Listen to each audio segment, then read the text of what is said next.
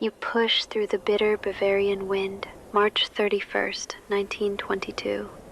Your fingers are numb despite your gloves, and each breath burns your lungs with cold. The isolated farmstead materializes through the darkness.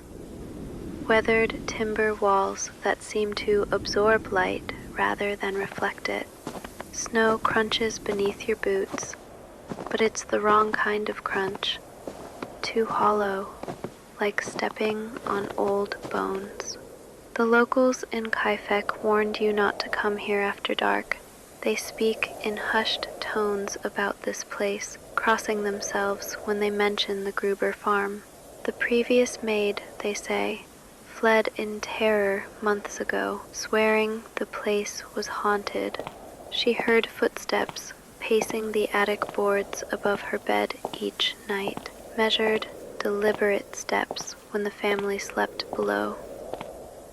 She packed her belongings and ran, refusing to spend another night under that roof.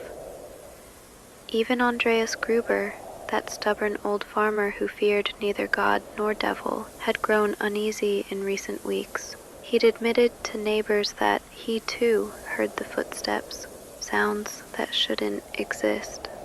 Creaking floorboards in empty rooms, breathing in the walls. The smell hits you first. Manure and hay, yes, but something else underneath. Something sweet and wrong. You know about the other signs. Keys that vanished from their hooks only to reappear days later in impossible places.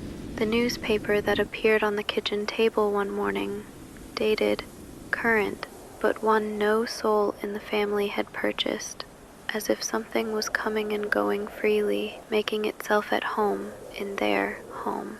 Your hand trembles as you reach for the barn door. The wood is splintered near the latch, as if clawed at from the inside. You push it open. The hinges shriek. Inside, the darkness is absolute. Your lantern creates a small circle of yellow light that makes the shadows deeper, more alive. Hay rustles somewhere ahead. You take another step forward and your boot strikes something soft, too soft. You hear it then, a wet, rhythmic sound, like someone chewing or breathing through a broken nose. The investigators who would arrive days later would piece together the methodical horror of that Friday evening, but first, they would learn about the weeks of terror that preceded it. Andreas had found footprints in the snow, a single track leading from the dark forest to his home. No tracks led back. When he followed them, they simply ended at his door, as if whoever made them had walked through the walls. He'd searched the house, the barn, even climbed into that cramped attic where the maid had heard those terrible footsteps. Nothing. But that night, the footsteps returned, heavier than before, angrier. The killer had been living above them. For how long, no one could say. A makeshift nest of old grain sacks was found in the attic, still bearing the impression of a body. Human waste in the corners. Food scraps, some fresh, some weeks old. While the family slept, prayed, and ate below, something watched through the cracks in the floorboards, learning their voices, their routines, their fears. On that final Friday, the trap was set. Andreas Gruber had been first, around 3:30 p.m. Something was wrong in the barn. The cattle were bellowing, terrified. Or perhaps he heard his name called in a voice that wasn't quite right, like an echo of his own. The 63-year-old patriarch grabbed his lantern and crossed the yard. The moment he stepped through the doorway, the mattock came down.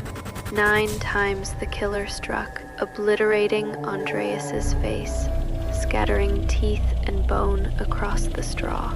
His lantern fell, still burning, casting wild shadows as he died. Cäzilia Gruber, his 72-year-old wife, came looking 30 minutes later. The locals say she had the sight, that she knew something evil had come to their farm. She'd been lighting candles, muttering prayers, but maternal duty overcame supernatural dread. Andreas, she called into the barn's darkness. The killer let her see her husband's body before striking. The mattock split her skull from crown to jaw. 7 more blows followed, each one deliberate, ritualistic, almost. Viktoria Gabriel, their 35-year-old daughter, had been restless all day.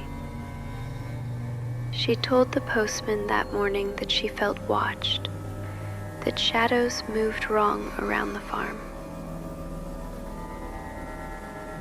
As darkness fell and her parents didn't return, she knew, somehow she knew, but went anyway. Her lantern revealed the carnage. Her parents' bodies twisted together in the hay. She tried to run, but the killer had positioned himself between her and the door. The first blow knocked her down. She crawled through her parents' blood, fingers clawing at the packed earth, before 9 strikes ended her flight. Then came the child, the most haunting death of all. 7-year-old Cäzilia Gabriel was called to the barn.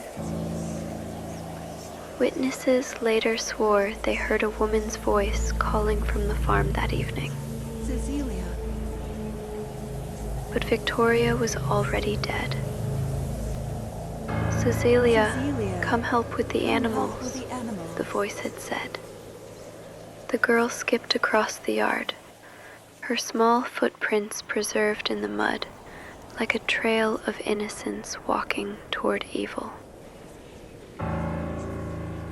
She saw them all, her grandfather's destroyed face, her grandmother's split skull, her mother's crawling trail of blood.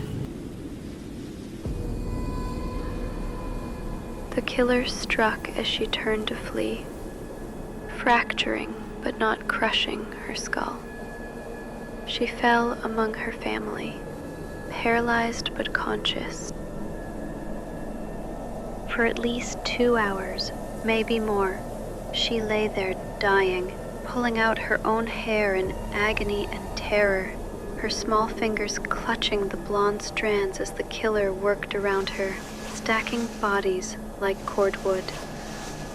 Some say she was still alive when he covered them with hay in the old door, sealing them in darkness.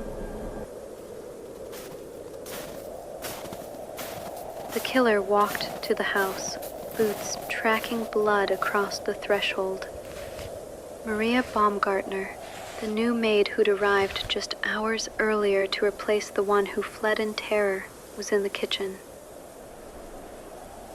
She'd been praying. Her rosary was found clutched in her hand. The mattock struck the base of her skull. She died instantly, crumpling beside the stove she'd been tending. Upstairs, 2-year-old Josef Gabriel slept. One blow ended his dreams forever. Then the killer tucked him in, placed his toy beside him, smoothed his hair, a grotesque parody of bedtime care. Then began the part that makes even skeptics question what they believe. The killer didn't flee. For 3 days, perhaps 5, he lived among the dead. But was it really living, or something else? Neighbors saw smoke rising from the chimney all weekend. They heard the cattle being fed on schedule, saw a figure in Andreas's coat moving between buildings. But something was wrong with how the figure moved. Too stiff, too mechanical, like someone puppet walking through memorized routines. The killer ate meals at the family table while Maria's corpse lay at his feet. He slept in bed still warm with the memory of their owners. He read their mail, smoked Andreas's pipe, wound their clocks. But items began appearing that made no sense. Fresh flowers placed on the kitchen table, the children's toys arranged in patterns, candles lit in windows, as if someone else was also moving through the house, as if the dead were trying to maintain their home. When Lorenz Schlittenbauer finally led the search party on April 4th, they found something that wasn't in any official report. Yes, the bodies were stacked in the barn, covered respectfully. Yes, the house showed signs of habitation. But the searchers also found every mirror in the house had been turned to face the wall, salt lines across doorways, religious symbols carved into the door frames, crude, desperate markings that weren't there before. The killer was never found, but perhaps that's because everyone was looking for the wrong thing.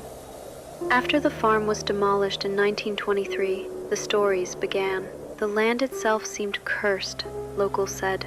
Visitors reported lights moving through non-existent buildings, the sound of cattle that weren't there, voices on the wind speaking Bavarian dialect from another era.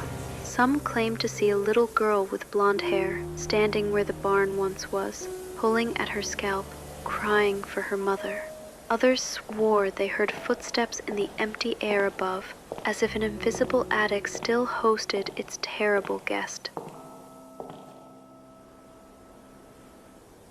The most persistent legend says this: on quiet nights, if you stand where the farm once stood, you can hear the sounds of a working farmstead, animals lowing, doors creaking, the metallic ring of farm tools, as if the Grubers are still there, still tending their land, unable to leave because their killer never left either, trapped together in an eternal, horrifying loop.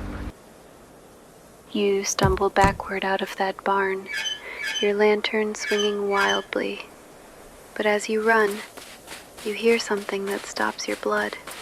The sound of cattle being fed, the splash of water in troughs, the creak of barn doors. The farm is alive with activity, but you saw the bodies. You smelled the death. You turn back, and for just a moment, you see them, translucent figures moving through their evening routines. Andreas checking the barn locks, Cäzilia calling everyone to dinner. Little Cäzilia skipping toward the house, never quite reaching the door. And behind them all, a shadow that doesn't belong, following their movements, mimicking their lives. You run until your lungs burn, until the farm is swallowed by darkness behind you. But even at a distance, you can see lights in windows that shouldn't exist, smoke rising from a chimney that was demolished a year ago. The footprints you followed here lead only one way, into the farm. now you understand why. Some things never leave Hinterkaifeck. They can't. They're still there. All of them. The family, the killer, and whatever else was listening in that attic, waiting in the shadows. And now that you've been there, now that you've seen them, you wonder, when you finally reach home and climb into your own bed tonight, will you hear footsteps above your ceiling, too?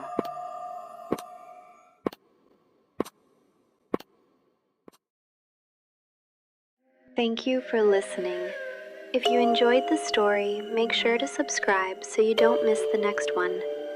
Check out my playlists for more true crime, mysteries, and cases that blur the line between reality and the unexplained. And remember, sometimes the shadows are watching you.